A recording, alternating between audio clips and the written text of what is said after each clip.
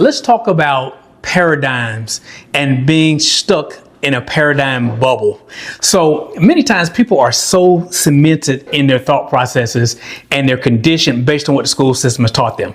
So particularly 9-to-5ers, someone who is not an entrepreneur necessarily, but have been a 9-to-5er their entire life, they will see through the lenses of a 9-to-5er and not that of the entrepreneur. So listen, I always like to use this example as far as the thought processes between the worker and the owner of a company. Let's use Home Depot for an example. The owner of Home Depot, Arthur Blanks, does he think the same way as the person who stacks wood on the shelves? He doesn't. So again, that same mindset, you got to understand the worker thinks one way, the owner thinks another way. Not saying that either one is wrong, but the owner should understand the thought process of the worker because more likely they've been there, but the worker has never been an owner and doesn't understand where the owner's coming from.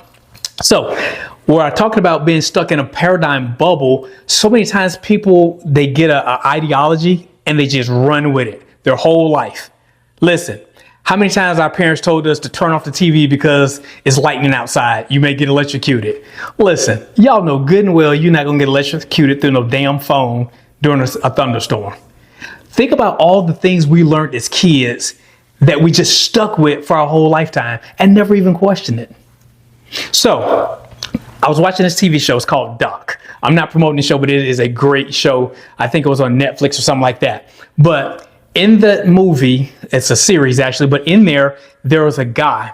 He was a young doctor in the movie amongst many doctors.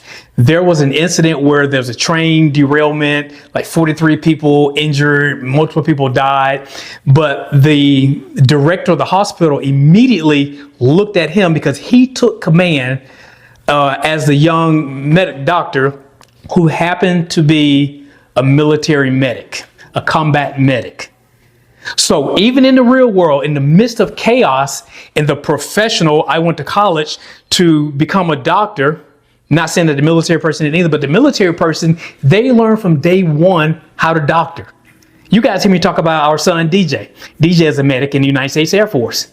So from day one, he was hands-on in a hospital. He didn't sit in a classroom, doodling on paper and flipping through pages. They said, come in this ER and let's get down. Come in this room, help us. I remember day one out of school, he helped deliver a baby. The very next week, he was suturing a gunshot wound victim to the head. Come on, you're not going to learn that stuff in a traditional, I went to Emory University or any other medical school. And that's not to take away from the medical school, but here's the point that I'm bringing home.